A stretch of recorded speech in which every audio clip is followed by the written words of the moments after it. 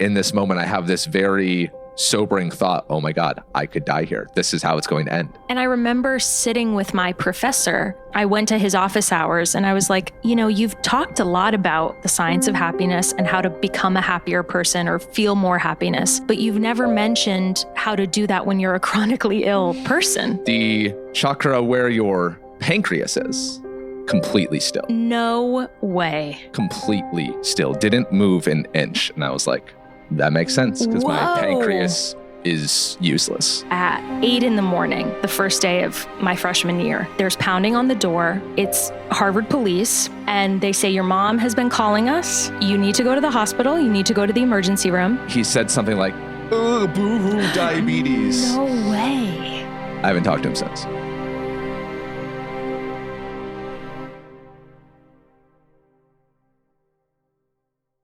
Friday, December 5th is a huge day for Seacoast Stories, and we want you to be a part of it.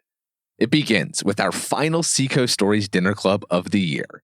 It's taking place at a special start time of 5:30, and it's happening right here in Portsmouth.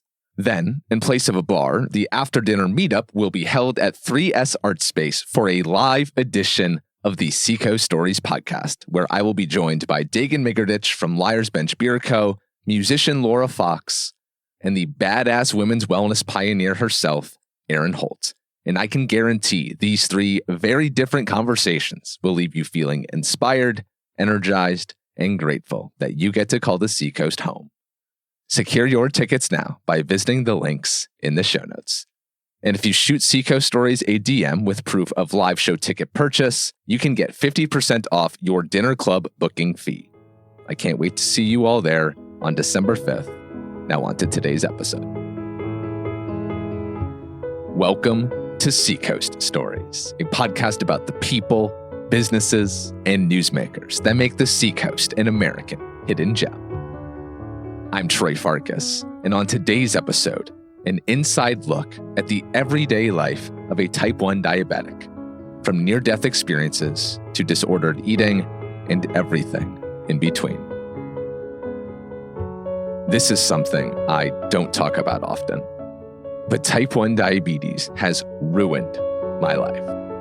Slight exaggeration, but I'm on constant life support because of it. It's an expensive disease to treat, and it's highly disruptive to my everyday life. A lot of you probably don't even know that I have it. Diagnosed only 2 years ago, I still live in denial. I hide the continuous glucose monitor I wear. I don't wear an insulin pump so as not to attract attention. I hide the bruises from the insulin shots at all costs.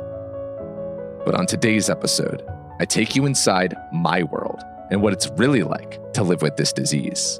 And I do it with someone who understands the experience of living with type 1 very intimately.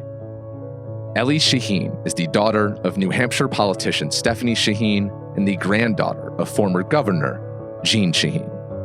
Elle is a 26-year-old actress. She lives in Los Angeles now, but was born and raised in Portsmouth. And she grew up with type 1 diabetes, running her life. Diagnosed at 8 years old, Elle and her family quickly had to learn how to keep her alive. Ellie's mother did so by waking Ellie up multiple times in the middle of the night, every night, to prick her finger for a blood sugar reading. If she were high, a dose of insulin. If she were low, a dose of Skittles. This happened for years.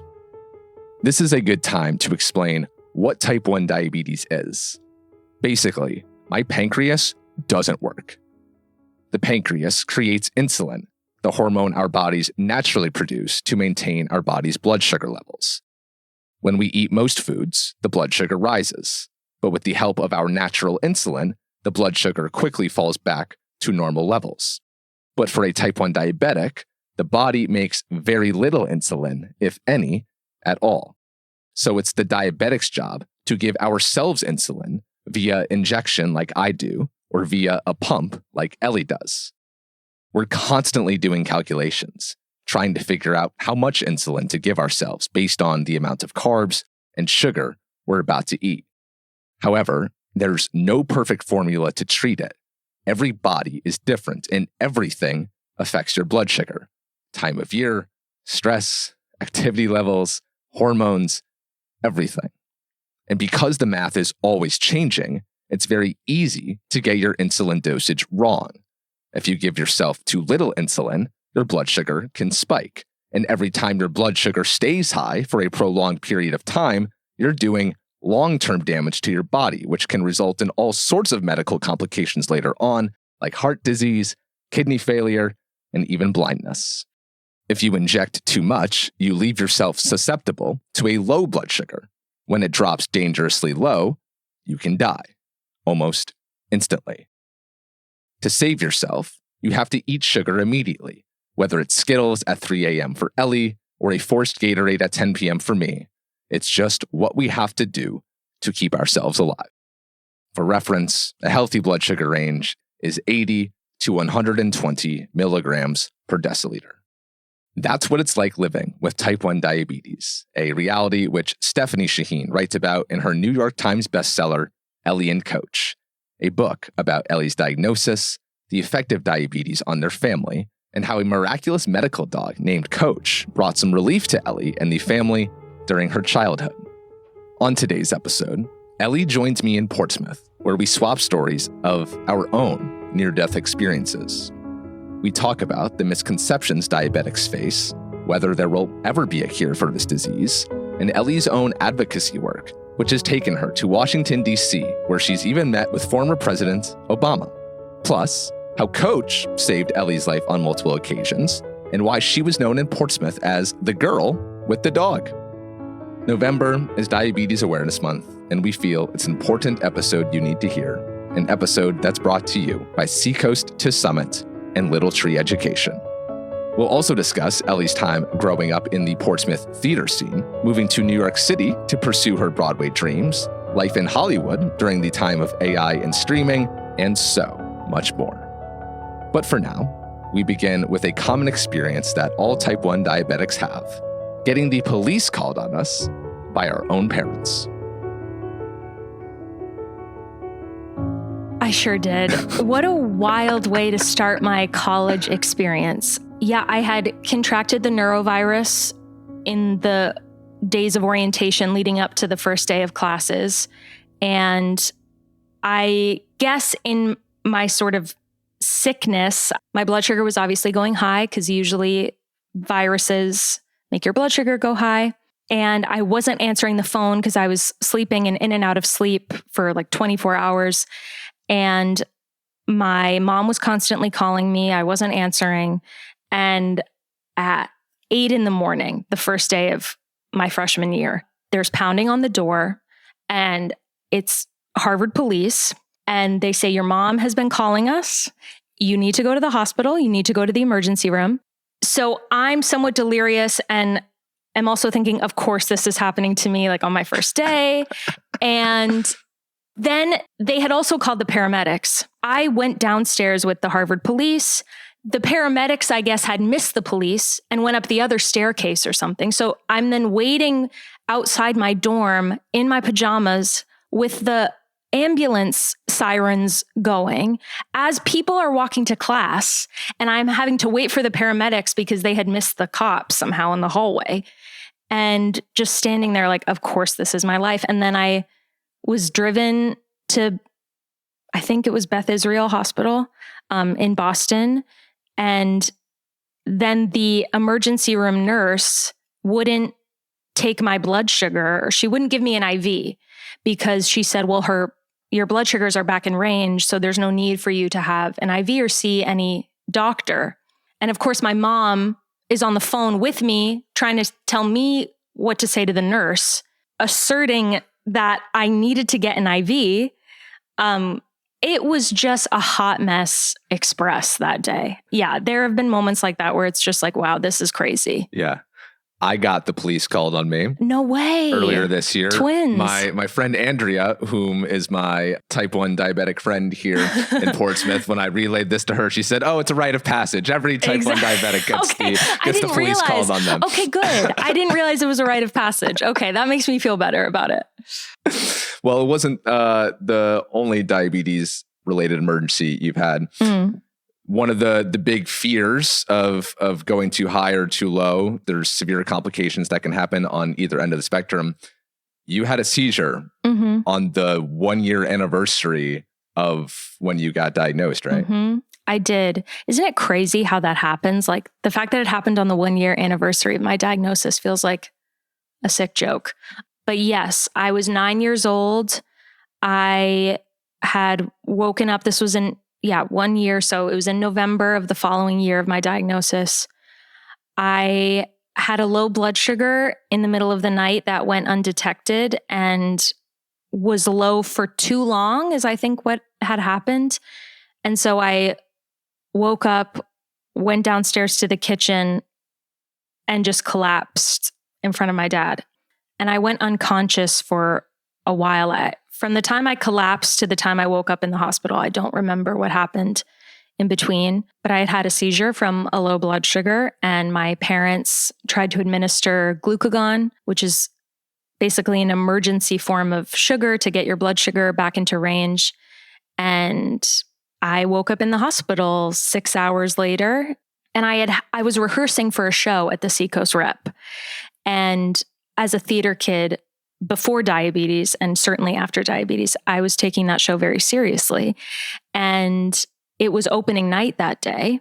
Talk about bad timing, like from the universe. But I remember waking up after having been in the hospital all day and saying to my mom, I need to go do this show. Like these people are counting on me. And my mom said, you're crazy. You're not going to the show. You've been in the hospital all day. Ellie, you're 9 years old. I know what's right. You're not going. And by the grace of the doctor at the hospital, the universe, whoever, the doctor said, she's okay to go. If you are okay with that, Mom, she's okay to do the show. I mean, my mom had already called the director and said, she's out. Like, we've had a health emergency. And I said, no, put me in, coach. Like, I'm going. That's my obligation as a 9-year-old. And sure enough, I did opening night, and my mom was sitting in the front row with all of my supplies and sugar in her lap, just ready to go at any moment. But yeah, I was determined to make it to that performance. Wow. There's certainly a resiliency that that develops with the diabetic, and also just a stubbornness to, I'm not letting this stop me from doing the things I want to do. Exactly. And I know theater, you were a theater kid before diagnosis, and as you said, certainly after, it ended up becoming the saving grace for you during this time, the sense of normalcy that you could distract yourself from the home life of diabetes. Yeah, definitely. I definitely think it was a saving grace for me after that sort of, when your life changes like that so drastically, I think some sense of normalcy can feel so good. I think it definitely saved me in a lot of ways, kept me on track, gave my headspace somewhere else to go. Yeah, it's what I've always loved doing. So this ended up upending your mom's life as well, just as much as you. And just a couple years into your diagnosis, little Ellie says to her, maybe there's not a cure for me, but I want there to be a cure for other people in the future. So little Ellie and her mom start doing some pretty big things to try to combat type 1 diabetes and to get more funding and more research. Can you talk to me about what that looked like? Sure. I remember coming to my mom and saying, I remember being in the hospital several times and hearing about medical trials for different drugs or pieces of technology or whatever, and saying, well, why not be a part of that? If I'm eligible, like, why not do that? Because I think ever since I was diagnosed, I've been trying to find ways to make sense of why I got diagnosed, maybe, or try to put what I'm going through into action in some capacity. And I think my mom said, okay. And so we started enrolling in these medical trials. We did one at Yale New Haven Hospital where we would travel for 2 weeks at a time. And I basically lived in the hospital for 2 weeks out of the year for, I think, over like a 2-3 year period, and just got these drugs administered to see if they affected my insulin resistance. I was one of the first pediatric patients to try the bionic pancreas when I was in 7th grade. I think that happened. And that was crazy. That was like a full vacation from diabetes, even though I was at the time connected to all these IVs and had all of these sensors on me. I didn't have to think about carb amounts or how much insulin to take before meals. The computers that were operating this pancreas did all the work for me. And you could just eat. I could just eat. And not worry. In fact, they wanted me to eat high carb foods like pasta and pizza to try to see how the system would regulate itself. Wow. And sure enough, it did. I didn't go high or low for 3 days in a row. Wow. It was unbelievable. What was that like to return back to normalcy after tasting the good life again? Oh, tasting the good life. It stung a little bit because it was like you get a taste of how good life could be. And then all of a sudden you're back to, having to count carbs and measure insulin and all of those annoying logistical things that come with diabetes. But it felt like, because I was part of the trial, that we were getting closer to having something like that accessible in my lifetime, which felt worth it, I think. Why was it so important to you? You're a child with so many obligations. Your family has so many obligations. Why concern yourself with fighting this? I don't know. My mom has asked me this before too, of like, where do you think that determination or obligation came from? And I don't know if part of that is just like innately a part of me, where it felt like I had to occupy my mind with trying to make this better, and therefore it all would have been worth it. I also think I grew up in a family that was very determined, very high achieving, and most of my family members have dedicated their lives to making other people's lives better in some way, shape, or form. So I think I had all of those pieces of the puzzle that were sort of helping me, and I just happened to be determined and stubborn. Yeah. You were raised in an environment where you try to use public policy and rallying people's voices to try to affect change in the world. Exactly. Which is very cool. Yeah. Well, this took you to Washington, D.C. to meet some pretty prominent people, right? Mm-hmm. Yes. I was a part of Children's Congress is what you're referring to. Yeah. My mom and I got to be a part of Children's Congress, which is this conference hosted by formerly JDRF. It's now called Breakthrough T1D. And every other year, they bring 2 delegates from every state, all under the age of 18, who have type 1, and they meet with their state's representatives, congresspeople, senators, to try to urge them to continue government funding for diabetes research, something like the Special Diabetes Program, which has created a lot of amazing progress in our fight for a cure for diabetes. And I got to basically go sit in these offices of these representatives and show them what my life was like in some capacity. I remember testing my blood sugar for Frank Ginta, who was the congressman for New Hampshire at the time. And we have a photo of him like flinching as I am pricking my finger. I got to meet Justice Sotomayor, who's a type 1 diabetic. Which I had no idea. Yes, I know. She's so cool. She told this story to the delegation of type 1s about how when she was little, she had to boil her syringes on the stovetop to sterilize them because they didn't have disposable syringes at that time. That was the first time I was in a room with other type 1s that were my age, that could relate to my experience. Before that, I was really the only one in my classroom or my rehearsals that had to experience this. And so I remember being around kids that could relate to me in that way was really cool. And then on top of that, seeing people like Nick Jonas, who I didn't get to meet him directly when I was in Children's Congress. I'm still waiting for that day. But he visited all of the delegates. We have a picture with him.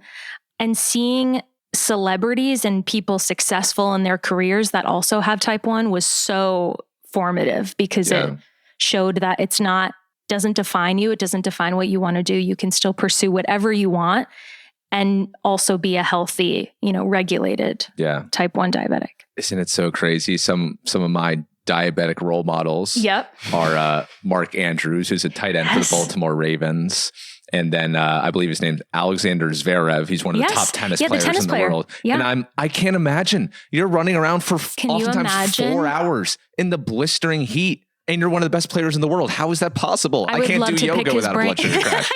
I know. I would love to pick his brain. I want to know his routine.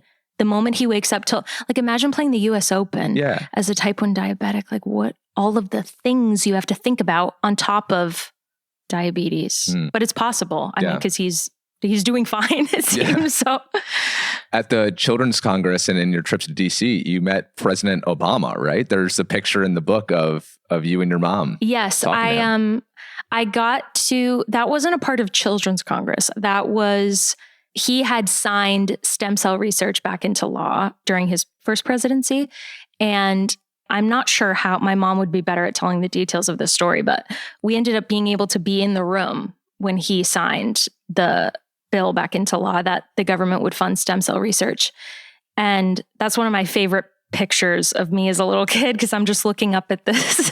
What's better than figure. That one? I know. I mean, that was also really special. Those sort of historical moments of feeling like, oh my gosh, we're getting one step closer little by little. You mentioned what it was like to be in the same room with a whole bunch of other type 1 diabetics. Isn't it so hard? Because I wonder if this is your experience. It's a pretty lonely thing to have type 1 diabetes. Yeah. I hate to talk to other people about it who don't have it because I feel like a burden to these people. Yeah. They don't understand. They don't understand just what I'm juggling every day just to get through the day, let alone achieve what I achieve in day-to-day life. And then I feel like I'm complaining and then I feel like no one understands me. And then I just feel like, I should just figure it out and suck it up. So when I get the chance to talk to another type 1 diabetic, I just feel such a sigh of relief that, oh my God, you get it. And I can talk to you about this without feeling guilty or annoying or like I'm too much. I feel the same exact way. I think I underestimated how much relief I would feel when talking to other people that understand what we go through, because I am continually surprised by how misunderstood diabetes as a whole is, and especially type 1. I feel like I'm constantly coming into contact with these sort of misinformed ideas of what diabetes is and what type 1 diabetes is, which makes it so hard to vent to people that don't know what it's like, because you're not sure what their sort of breadth of knowledge is, especially when most of the time when diabetes is referred to in mainstream media, it's usually referencing type 2 diabetes, but they don't care to specify. And they're often making jokes about, eating too much sugar, or eating too much cake or whatever, which also isn't helpful for type 2 diabetics in any way, because that's not the case for what they go through either. So I think talking to people that really understand it is, as you said, such a relief. Remember when I got diagnosed, such a point of shame for me was, oh my God, anyone who knows me knows that I'm a health nut. Obsessed with watching what I eat, obsessed with moving my body. I keep a jump rope in my car for long car rides so that every 90 minutes I can get out and jump rope on the side of the highway because I just have to get the blood flowing. I'm a freak. And so the fact that, I had proudly been a freak and so into health and wellness to now have this disease, which you would think I'm the last person ever to get a disease called diabetes, and that knowing how they're misinformed about it, would then think that I'm just like this gluttonous pig who can't control himself. Right. Very upsetting. Very upsetting. Yeah. I try my best to sort of educate people on my experience, but anytime I see a joke in a TV show about someone eating too much cake and they're going to get diabetes, it bothers me to no end, because it's also just a bad joke. I mean, it's not well written. Do better. Yeah, exactly. Exactly. I had a friend that I was very close with for a while. I was visiting him in Miami a year or two ago, and we were getting ready to go out on the town and have a classic Miami night. And I've got my stylish over the shoulder bag, and then I got my diabetes over the shoulder bag, and so I'm spending a couple of minutes transferring diabetes supplies from one bag to the other. And he says to me, he may have been a little drunk at this point. He says to me, dude, what is taking you so long? And I say, I have to change things. Just give me a couple minutes. My diabetes things. And he said something like, oh, boo-hoo, diabetes. No way. I haven't talked to him since. Yeah. It rocked me to my core in that moment because I had spent the first year of diabetes and still often do in denial. Yeah. I've only had it for 2 years. I mostly wear long sleeves because I don't want people to see this continuous glucose monitor. I refuse to get an insulin pump, even though it would make my life better. I don't. You don't have an insulin pump? No, I don't take my shirt off at the beach most often because partly I don't want to see people to see the bruises on my stomach from all the needle injections. Yeah. And I just swept a lot of my feelings under the rug. And just in that moment, I was just like, fuck you. Yeah. Yeah. Fuck that guy. I didn't choose this. No. Wow. That's so interesting to me because I feel like my way of coping with it is almost to be very extroverted about it. You know, I want to talk to people about it. I want to sort of expose what my life is like with it. But maybe if I was diagnosed as an adult and sort of had a more established life and personality before diabetes, maybe I would feel similar. But I find that so interesting. And yeah, some asshole that says that comment, of course, is going to hurt. That's not a good friend. I hope he's listening to this. I hope so as well. Want to hear something crazy? Yeah. So I'm a yoga teacher, so I'm very entrenched in the spiritual world. Sure. And when I was going through yoga teacher training, there's this thing called a pendulum. Do you know what this is? No. Okay, so it's essentially just a necklace. And yes. Okay. And so we have 7 chakras in the body. So this is the subtle body, 7 energy centers going along the base of the spine. So you take this pendulum and you basically hover it very still. You hold it still above each chakra on another person. So someone is holding the pendulum above each of my chakras. They're going up and down the line.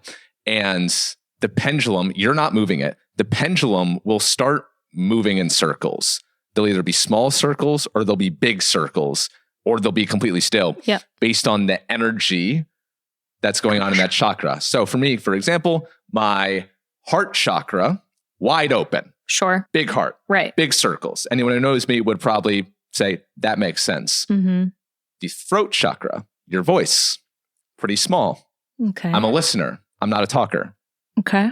Although I'm talking right now. Which is fine. And the chakra where your pancreas is, completely still. No way. Completely still. Didn't move an inch. And I was like, that makes sense because my pancreas is useless.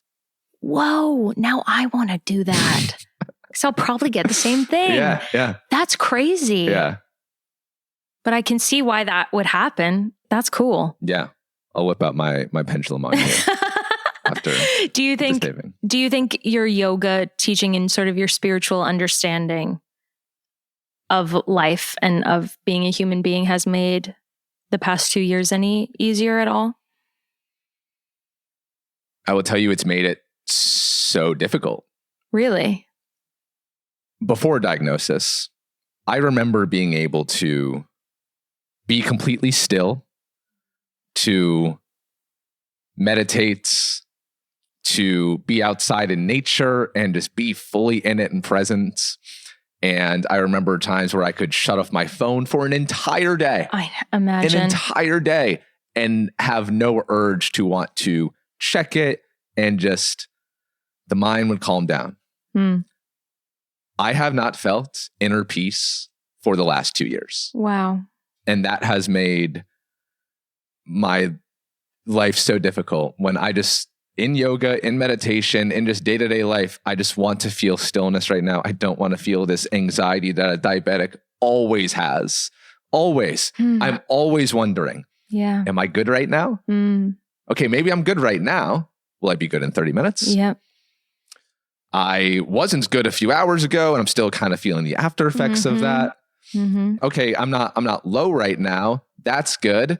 but I just had to have an orange juice or a Gatorade to spike myself up. And great, now I'm having all these unhealthy things that I'm putting in my body to save me from dying, which like, great, like Skittles are your medicine. It's like, these aren't good things to be putting into our body. We want to be healthy individuals. This isn't the way to go about it, but it's what we have to do. And then every time your blood sugars are high, sure, you're okay in the moment, but you're doing long-term damage to your body. Right. Great. So, all right. So I'm not managing it well right now. So in 30 years, I may go blind.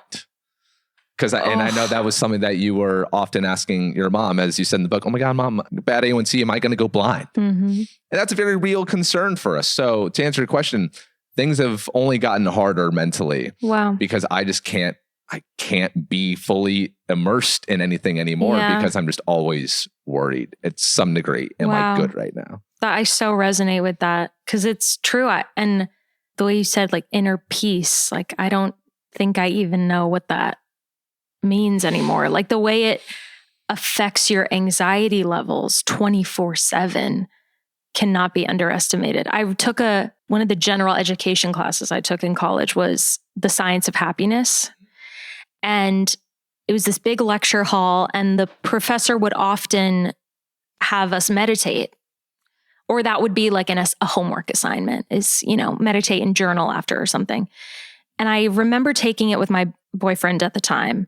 And my boyfriend was like, this is amazing. Like I can meditate and I can just like be in my body for 30 minutes. And I remember being like, I hate this, like sitting in silence. Like, first of all, my mind does not shut off. So the idea of like my mind going blank feels like that's not even a possibility. And I remember sitting with my professor. I went to his office hours and I was like, you've talked a lot about the science of happiness and how to become a happier person or feel more happiness, but you've never mentioned how to do that when you're a chronically ill person. And that is a totally different class. Like you're Sign talking me about up for that class. I know. You're talking about the science of happiness for quote unquote normal people, not for people that are dealing with the constant anxiety of a lower high blood sugar. And that of course affects your happiness. The idea of going on like a wilderness retreat where you don't have any cell service and can't, you don't need your phone. I dream of what that would feel like. Which we need because now with all the advent of technology makes our lives so much easier. Right. Because we don't have to prick our finger a bazillion times a day anymore, which is great. But we are constantly checking our phone, and then you go on the glucose monitor, like, what's happening on? Oh, I got this text message. And then now you have a phone addiction. Exactly. It's great. All the complexities. I will say the only time I ever really feel a sense of presence and I'm locked in is when I am performing, when I'm in I'm in this setting, when I'm on stage doing live podcasts, things of that nature. That's the only time I can lock in because you have to be fully locked in. These are life or death situations when you're performing in front of people. How's it like for you? I think that's why I like live performing so much because it's the one time where I feel present and grounded in my body without having to worry about. Of course, subconsciously you're always worried about it, but presently you're like, nope, it's muscle memory. You have to do what you have to do on stage and that's it. And I don't think I've really thought about that before, but I think that's when I feel the most probably the most inner peace is when I'm being somebody else. So that's great. That's great. Yeah, because it requires everything of you, right? Because if you trip during your dancing, you say the wrong line, it's a whole thing. Everyone sees it, so you can't afford to mess up. Can't avoid it. Coming up, how a medical dog makes little Ellie's life easier and a whole lot cuter. Plus, her fond memories of performing at the Seacoast Rep. All of that and more in a moment. But first, Little Tree Education is a Montessori school for infants, toddlers, and preschoolers. Basically, the only humans who can pull off wearing tiny rain boots year-round in New England. Little Tree serves kids from 6 weeks through 6 years. And if you're wondering what a Montessori school actually is, think of it as the opposite of the everyone sits in rows and colors the same worksheet vibe. Montessori is all about independence, curiosity, and letting kids learn at their own pace in a beautifully prepared environment.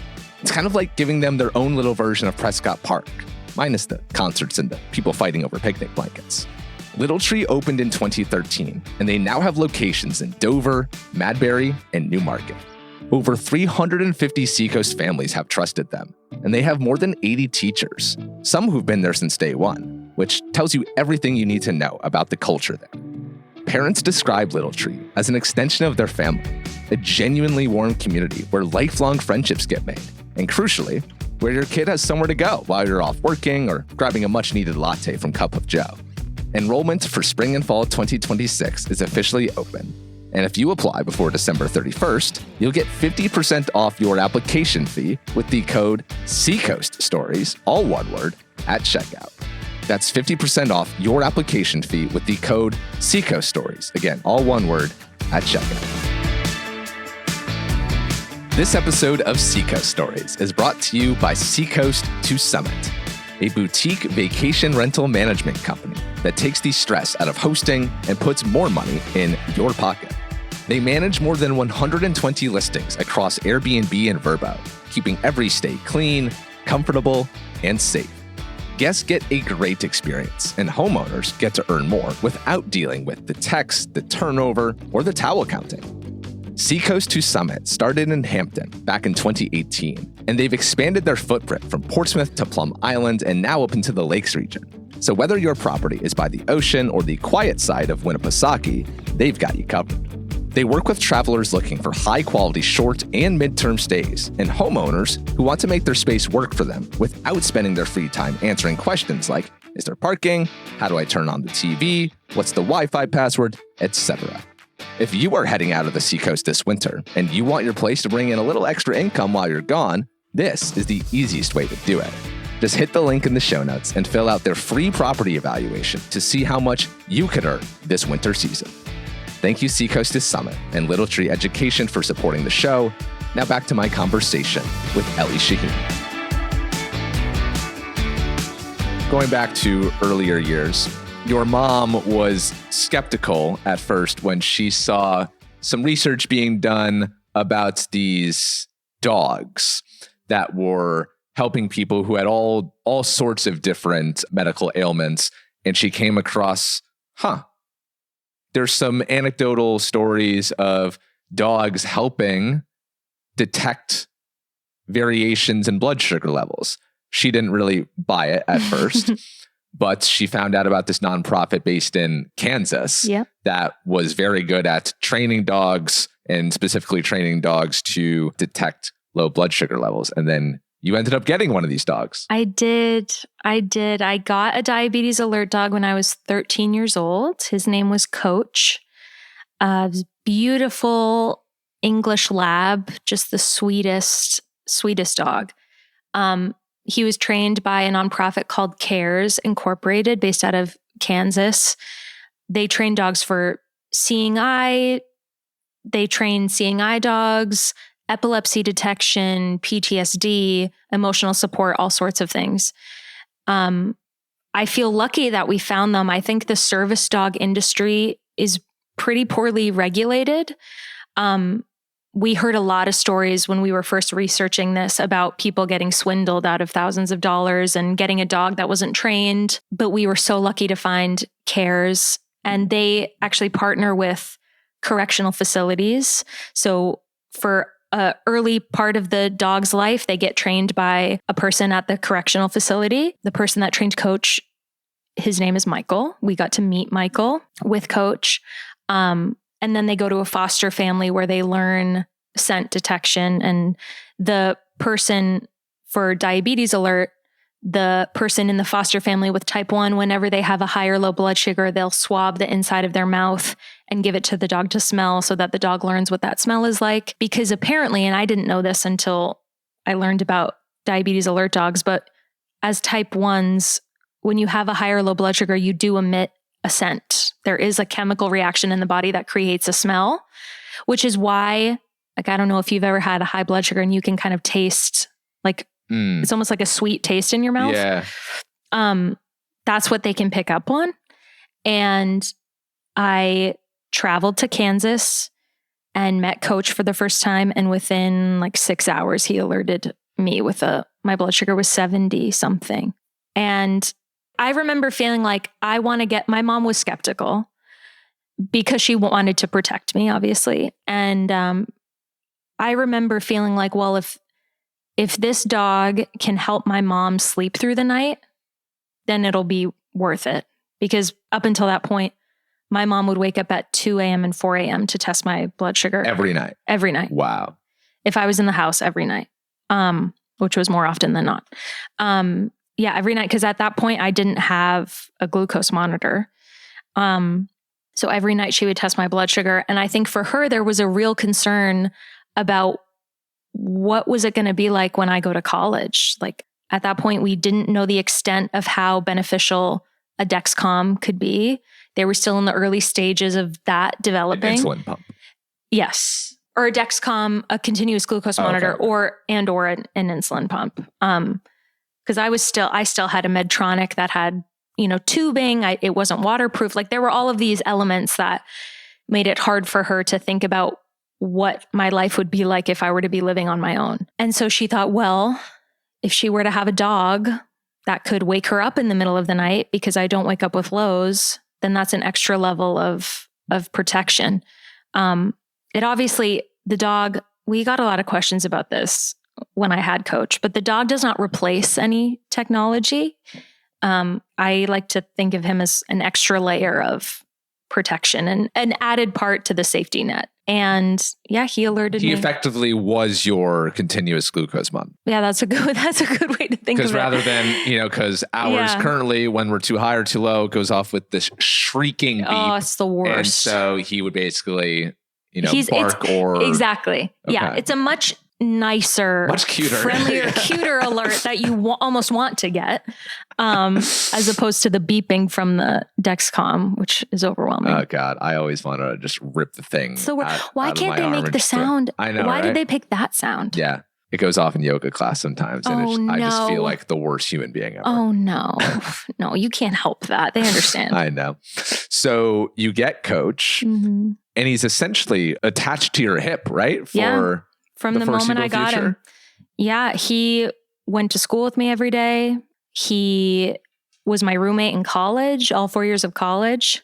What was that like? I mean, you're trying to be a normal kid. Yeah. And you're the girl who brings the dog to school every day. I know, I was the girl. I still am. If I see a faculty member from Portsmouth High School or the women that work in the office or whoever, they still refer to me as the girl with the dog. That was my moniker for a long time, which is fine because he was the cutest dog ever. But again, it was another moment of like, well, who am I independently, like aside from this, which I'm still trying to figure out. But yeah, he went with me to class. I remember my freshman year English teacher had like tennis balls attached to the bottom of the desk. He was constantly trying to get at them. It was so distracting. But he was the cutest. I mean, people loved having him around. He was just so sweet. But I can imagine if you're in class with a girl with a dog, like that's kind of wild. Right. Was he disruptive? Not that I remember. There were some embarrassing moments where like he was sick one day, my freshman year, and he did go to the bathroom in the Portsmouth High School hallway. That was really embarrassing. That was disruptive for my emotional health. As a freshman in high school who just wanted to like blend into the walls. But yeah, he went to camp with me. He was in shows with me as like an actor dog. Wow. Yeah. Two, in a musical and in a play, he was a part of the cast because he was very well trained. Yeah, he would go on flights with me. He would sit under my seat like a carry-on. Wow. Yeah, it's crazy to think I've lived most of my life with him. Definitely most of my diabetic life. So that's been interesting. And because again, you're a teenager who just wants to feel normal. Did this make you feel more normal or the exact opposite? Definitely not more normal. I don't think I've ever felt normal. Because, if I didn't have the dog, I would still have this sort of these things on my body that could alert the quote unquote normal person that I was not normal. The dog makes it a little more obvious, but I mean, you had to have been getting the side eye all the time, everywhere you went. Oh, yeah. And people, would pet him. And I don't know about side eye, but it definitely wasn't. I mean, I was the only one in my high school with a dog who got to go to class with her every day. So that wasn't normal, certainly. But yeah, I don't remember ever getting like flack for it from other people. So everyone, all the administrators, other students, people in the, behind the scenes of your productions, everyone was accommodating to Coach and was cool with his presence. For the most part, there were definitely moments. I went to a summer theater camp, not in New Hampshire, not on the seacoast. But I went to a performing arts camp, a very prestigious performing arts camp. And I had gone for multiple years. And then I had gotten Coach and had, talked to the camp administrators that I would be coming with a service animal, which under the Americans with Disabilities Act is allowed. The service dogs are allowed in any space. And they said no, that I wasn't allowed to come with the dog. And we said, well, there's a law in place in America that says I am allowed, actually. And then they got back to us and said, okay, well, you can come with the dog, but you have to sleep in the infirmary and Coach has to be in the crate all day. And my mom and I said, you know what? It's not worth it. If they're not going to be accommodating, it's not worth it. So wildly unaccommodating. I was like, sleeping in the infirmary and my service dog has to be in the crate all day. That's not going to work. That I remember was sort of the overwhelming time where people were not accommodating. But for the most part, people understood what he was for and he was allowed everywhere. He went to college with me. He was in my dorm, went to classes with me. He was in my high school graduation. We got him a little... I saw that photo. Yeah. Oh my gosh. The most adorable of him wearing the hat with the tassels. So cute. Oh my gosh. He has a diploma too. We have his diploma. He had a student ID. He was a part of the community. Aww. Yeah. He was the sweetest dog. Well, unfortunately, we've been speaking in the past tense. Yeah. Coach is no longer with us. Mm-hmm. What happened? He passed away last December, so almost a year ago. He was old. He was 13 years old when he passed away. We knew when we got him that his working life would be until about 10 years old, because that's when labs, anyway, their sense of smell starts to deteriorate as they get older. He lived out his working life. And we wanted him to, be with me till I graduated college, and he was. And he still, even when he wasn't with me every day after I graduated, he would alert me when I was home. So I think the idea of him working versus not working for him was never the case. I think he thought if I was there, he was always working. But yeah, he got old and passed away. It still feels so strange. I mean, it's almost a year ago. And I think I really never thought that he would die. Like, I think my brain just did not let me think of that. And so I got sad about it yesterday. I was home for the first time in a while and saw this Christmas wrapping paper that had a yellow lab on it. And I was like, oh my God, and started crying in my room. Because he wasn't just a dog. He was not just a pet. He was a part of my everyday life for a really long time. And I knew more of life with him than without him. So, people ask me now if I'm going to get a second dog, and I don't know. I feel so territorial over him. Like, even the thought of my parents just getting a dog like by themselves, I'm like, no, you're cheating. You're cheating on Coach. But yeah, I don't know. I feel like technology is in such a place where I don't necessarily need that kind of extra protection, even though it would be nice, because they are an emotional support as much as they are a literal support. So I don't know. People always say that it's hard to get over your first dog. That's like, it's a really special relationship. How hard has the last year been trying to establish your identity without Coach by your side? It's been difficult, I think, in more ways than one. It's also strange because I feel like a lot of people have this idea of me from Elle Coach, this book that my mom wrote. So they know that version of me as opposed to like my current adult self. I don't know. It's been hard. It doesn't feel normal. I don't know if it ever will feel normal to not have him with me. Because if he were alive, like I would have brought him, he would have been sitting right here in his vest. And he may have alerted you. He was known to alert multiple diabetics, not just me. Yeah, I had never experienced a loss like that before. So that's definitely been something I'm learning to live with. Well, thank you for sharing part of the story of you and Coach. If you, the listeners, want to read the full story, again, the book is called Elle and Coach. It's written by Stephanie Shaheen. I just checked it out at the Portsmouth Library and I returned it. So it's there.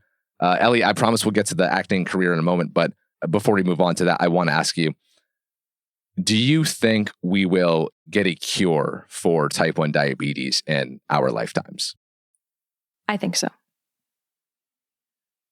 If you got cured, what would be the first thing you would eat? The first thing I would eat. Oh my gosh, I don't know. I've never even entertained that question because I'm like, don't get your hopes up, Troy. Don't even let your mind get there. I know.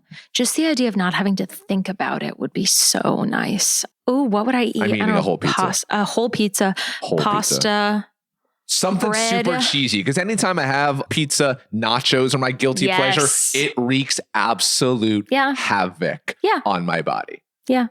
Here's a story for you. Can I tell you what happened last time I had nachos? This is just a couple of weeks ago. So I've had a week and I'm just like, I want to stuff my face with some nachos from Mojo's West End Tavern right around the corner. Fantastic nachos. Go out on a Friday night, get me a big old serving of pulled pork nachos. Oh, yeah. They were lovely. I injected correctly for the actual meal itself. But what you don't know is when you combine fat and carbs in this egregious manner that you do in nachos, it gives you highs many, many hours after the fact, when you've eaten and already insulin corrected for it. So you may go to sleep fine in range, but during sleep, you are getting jacked up to the 300s, no doubt. So that's what happens with me. And so I wake up 300 something. Now I'm going on a hike this morning, 10-mile hike, Mount Chikora, solo. Okay. And, when I wake up at 300 or something, I rage inject to get myself down to 120 for the start of my hike. I had eaten very little because I was just so disgusted with myself from the night before and what I ate. I go on this 10-mile hike, Ellie. I think I crashed 6 times. I had drank 4 mini Gatorades. Yeah. Yep. I'd eaten an apple. I'd eaten 2 or 3 granola bars. This is all the stuff I had on me. And a couple glucose tablets. I felt gross just because of all the stuff I had consumed when I'm hiking. I'm healthy. I have my last blood sugar crash 2 miles from the parking lot. I'm out of snacks at this point. I'm at 70. I feel it going lower. The phone is telling me it's going lower. And I have this moment. Okay, I'm either sprinting to my car. Yep. The fastest I've ever run. Yep. I have another Gatorade in there. Or I'm pausing. I'm stopping right now, sitting, hoping, praying that it just goes up. That it just doesn't keep crashing. That's not happening. I'm getting lower. And so now I'm like, I have to ask for help if someone comes by. Someone comes by. I don't ask for help. I'm embarrassed to. I don't want to explain the situation. Then I take a look around me. I see berries on trees. No way. You start to forage? I ask myself, should I start foraging? Do I need to start foraging? I don't forage because I'm like, I probably shouldn't eat these berries from the trees. Who knows what problems that's going to cause. Right. So I have this moment with myself. I could die here. Oh my God.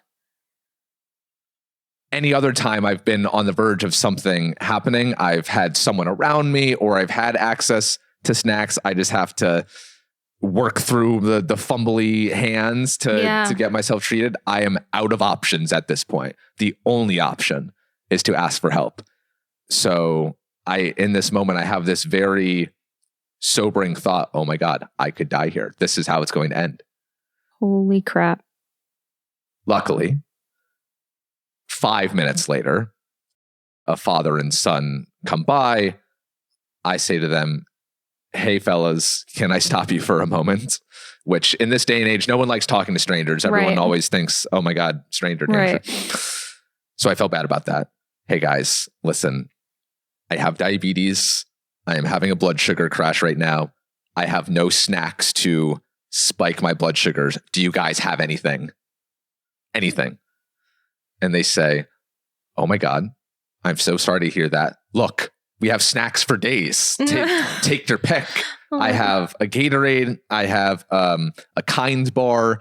I have a Clementine. Take what you want. We don't need it. We've eaten everything we need. And so then I pick and choose from my buffet. Your grocery store. Yeah. I take a Kind bar, Clementine, Gatorade. And they offer to sit with me while I was there. So then we're just chatting, having a conversation. Oh my and gosh. The father, he was telling me that he just got diagnosed with a different autoimmune disease. Wow. And so we're bonding over that. Wow. And it, my life was genuinely saved. Wow. But it was the first time really in the last 2 years where I had to come to grips with my own mortality. Right. That, wow, I could die here. That makes me emotional, that story. That is a crazy story. Partially because it multiple times something similar has happened to me. But yeah, I think coming to grips with how easily you could die at any given moment is something I probably don't even let myself think about as much as other people. It's just like too overwhelming of a thought. Yeah. We're constantly on life support. So all that's to say to the folks listening, for the type 1 diabetics in your life and type 2 diabetics, give them some love, some support. We need it. Have snacks on Always you. carry a snack. Always have snacks. And don't judge us for it. Yeah, exactly. Okay, enough about diabetes. Let's talk about you and your acting career. So that really starts in Portsmouth when you're a little girl doing all the community shows, lots of shows at the Seacoast Rep, which I only saw my first show there 3 months ago. Really? Yeah. I mean, it took you 2 years? Yeah. I have a friend, shout out to DJ, loyal listener of the show, who's telling me about the prestige of this theaters. Seacoast Rep. It's Broadway-like shows right here in Little Lower Portsmouth. Like, okay, DJ, whatever you say. Whatever. And just going on for months and months. I'm taking you to a show. Give me a date. I said, okay, fine. I'll come to the rep with you. He takes me to Shrek. Yeah. Shrek the musical. I'd never seen Shrek of any kind in my life before. And so not even the movie? No, I'm not. Troy. I'm not a theater guy, Ellie. I'm sorry. No, watching Shrek the movie is not being a theater person. That's just being a human being. And you can quote me on that. I'm very sorry. I go to the Seacoast Rep to see Shrek the musical alongside DJ, and I say, what an awesome little theater we have here in Portsmouth. Awesome. This is pretty legit. And so you grew up performance after performance here, right? Mm-hmm. At the Seacoast Rep, at Prescott Park Arts Festival every summer, of course. A Gunkwit Playhouse too. A Portsmouth High School Theater Department. Yeah, I feel that Portsmouth in particular is very special for its arts community. We have so many amazing venues. We have so many amazing theater companies that put on great work all year round. And I feel really grateful that I just happened to grow up in a place where that was really celebrated. Is the rep as legit as DJ says it is? Is it? Oh, yeah. Okay. It's that prestigious. You've been there, done that. Yeah. Portsmouth High School, pretty reputable program, right? Have produced some people who are doing legit things in theater. Oh, yeah. A lot of the kids that I grew up with in Portsmouth, we all went to Portsmouth High together, are doing awesome things on Broadway. in Los Angeles in TV and film, in New York, being writers or fashion designers, really, really awesome creative people that I think part of the reason why we thought we could even go down those paths is because we grew up in a place where that was celebrated and considered a legit thing to do. So as you were growing up performing at the Rep, Algonquin Playhouse in school, what was the dream that you had? I think my dream has always been to be a performer in some capacity. I think the dream started as being a performer on Broadway. That still is my end-all be-all dream of a lifetime. That will happen. I don't say it's a dream. It's a belief that it will happen. So I'm just putting that out there into the universe. And then the dream has evolved into more TV and film.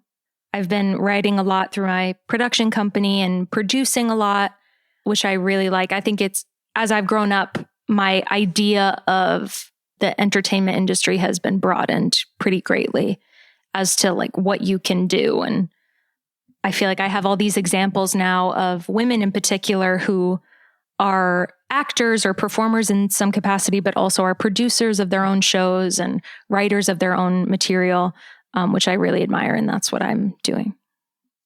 Well, one of the entertainment hubs, obviously, is a place called New York City. You ended up moving there shortly after graduating from Harvard. Why did you go out there? New York was always the dream before diagnosis. My mom and dad tell this story of them taking me to New York City for the first time and me saying that I'm going to live there.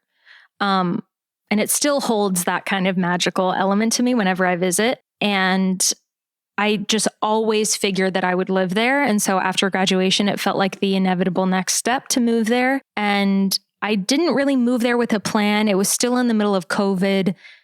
Broadway was dark, like live performances were not allowed to happen. So the city had changed a lot. And I moved without really knowing what my next step was. I figured I would just start auditioning and start taking classes, and got into this really awesome conservatory program called the Barrow Group, which was an acting conservatory. So was doing that that was a year-long program, on top of working and taking classes and just trying to better myself as an artist. And then after about a year, I don't think I was my happiest self living in New York, which was a big change for me because I had grown up believing that that was going to be my place. And then living there was a lot harder than I anticipated. And so after about a year and a half or so of living there, I thought something's got to change. Now's the time to do it. And my mom suggested, well, why don't you try the West Coast? You've never been out there. I had really fallen in love with the TV and film process more than I ever anticipated I would during COVID. And so I thought, why not try the West Coast? And then I moved to LA 2 months before the writer's strike. So the universal timing, I mean, geez, like something's got to give eventually. But yeah, now I'm out in LA. Why was New York City not what you had imagined it would be? Oh, for a lot of reasons. I mean, it has such an amazing, enticing energy to it. Like it's always bustling. Things are always happening. I think personally, I felt really isolated there and felt really lonely, which feels weird because you're always around people. But I felt really lonely. And I think the day-to-day life stuff is hard in a city like that. Like getting to and from places, having to do laundry. I mean, it sounds so like trivial when I say it out loud, but it's like all those little logistical things that you're supposed to do in your day-to-day life, I found to be a lot more difficult. And I was not my healthiest self mentally or physically there. I think Los Angeles, for me anyway, is a city that's sort of centered around wellness and health, even though people are not the healthiest there. I mean, it's not perfect by any means, but I find that it's easier to be a healthier version of myself there. You're not the first person on this show to say that they moved to New York City and felt lonely in a sea of people. Yeah. Why? Why is that so common? It's not just you. I don't know why that would be common. It feels so counterintuitive because it's such a busy place. I don't know. It almost feels more isolating to be around people that you're not connected to, I think. It's like you're always around people, but everyone's keeping to themselves. Yeah, it still feels kind of like not a failure, but I still haven't said a full goodbye to New York. I will be back there. I think living there with a purpose, with like I'm doing this show for this long. I think that makes life easier there because your mind is occupied. But I also have friends that absolutely love it there and it's their place. And so I still feel strange that it's not my place in the same way because I always thought it would be. But I haven't said goodbye to it. I'll be back. Because you'll be on Broadway. Thank you, Troy. Yep. Manifest it for me. No time at all. So exactly. I know you will be back there. How difficult is life out there? Because I feel like you hear the stories all the time in the entertainment industry. Yeah. Someone moves to LA with a big dream and it's an expensive area to live in. And so they're waiting tables while juggling auditions and small roles and such. So truly, how difficult has it been out there? I mean, it's difficult, especially trying to be in arts and entertainment. The entertainment industry has gone through so many changes, really since COVID.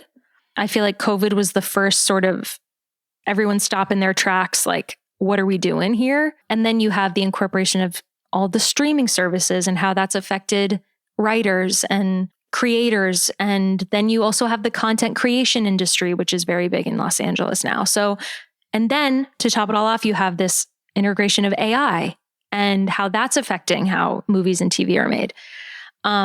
So there's all of these really crazy changes going on, where I almost feel like I kind of appreciate having gotten in on the ground floor, like having been still so early in my career going to Los Angeles when all of these things are happening. I feel like it puts a lot of us on an even playing field because no one really knows how things should operate anymore.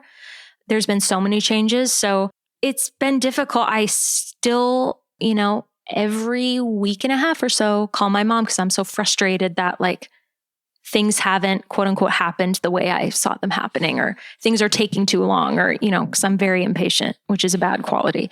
That's difficult. I do think being so surrounded by the industry, because LA is unlike New York in that arts and entertainment, like that's the industry in LA. Right. So more often than not, you're meeting people that are trying to achieve the same things you are. They're in the business in some capacity, which can sometimes be annoying.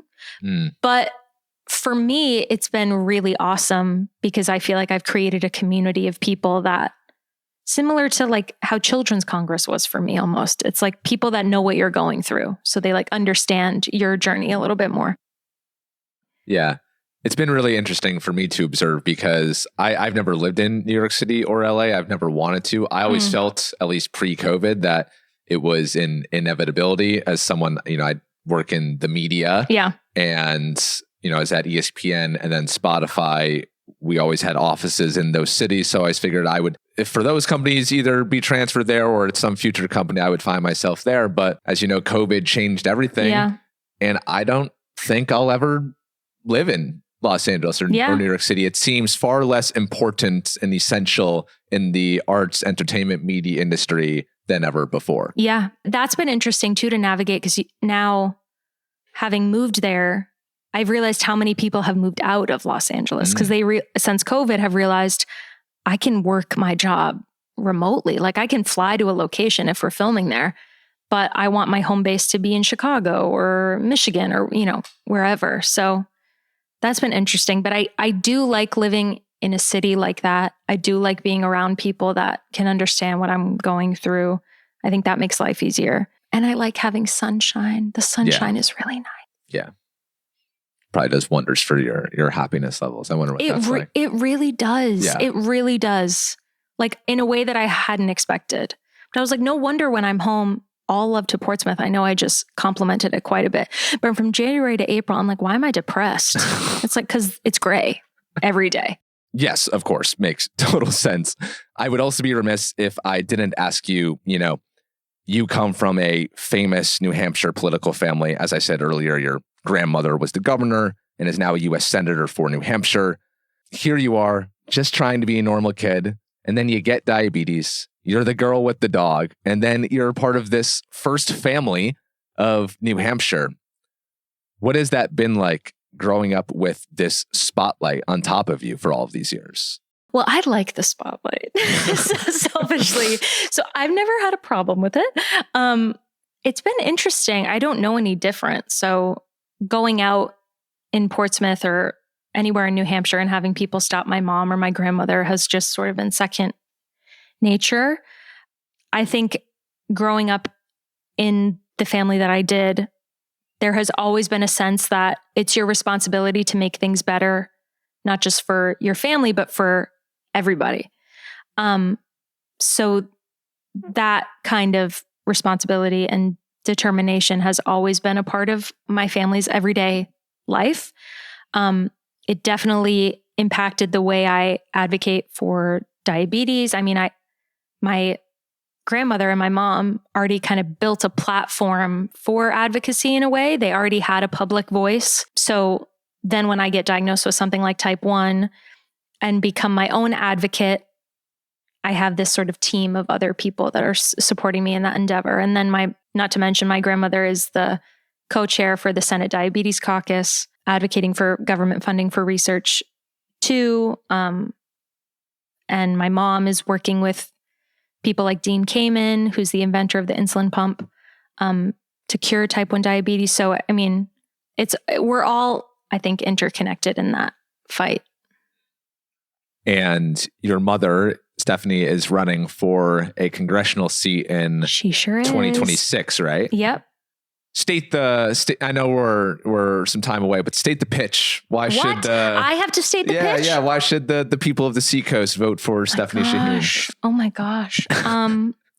Why shouldn't you vote for Stephanie Shaheen for New Hampshire's 1st district? First of all, I think my mom, not only is she my hero, but I've seen the way that she fiercely advocates for other people.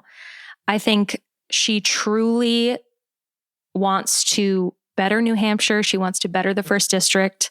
She was inspired to run to create better healthcare and create healthcare equality in the state. She's been involved in the healthcare space ever since before I was diagnosed. So she knows that world, and she knows the world of politics through growing up with someone like my grandmother. And I think no matter what, she has people's best interest at heart. She's not running for this seat because she moved here to run, because she, wants to hold political office. She's running because she feels like she has a responsibility to her children. She has a responsibility to her neighbors, to make New Hampshire's 1st district at least a better place to live. You heard it here first. Was that a good pitch? I think so. Okay. Your mom will be the judge of that, I suppose. Oh boy. Yeah. Hi, Mom. Ellie, thank you so much for sharing your story, for all you have done for the Seacoast, will continue to do for the Seacoast, for type 1 diabetics everywhere. Thank you so much. We have one final question. Yes. We ask this same final question at the end of every episode every week. And it's brought to you by David Higgins, a Portsmouth resident and investment advisor. As he grows his local business, he's proud to support ours. To work with David directly to level up your investment game, just send him an email at the address you can find in the show notes. Ellie, if you were to leave this earth tomorrow, what would you want people to remember about you? Are you kidding me? That's how you end every episode? Yeah. That's such a major question. Thanks for telling me that you don't listen. No, Troy, that's not what I meant. I listened to a few episodes. How would I want to be remembered? Oh my God.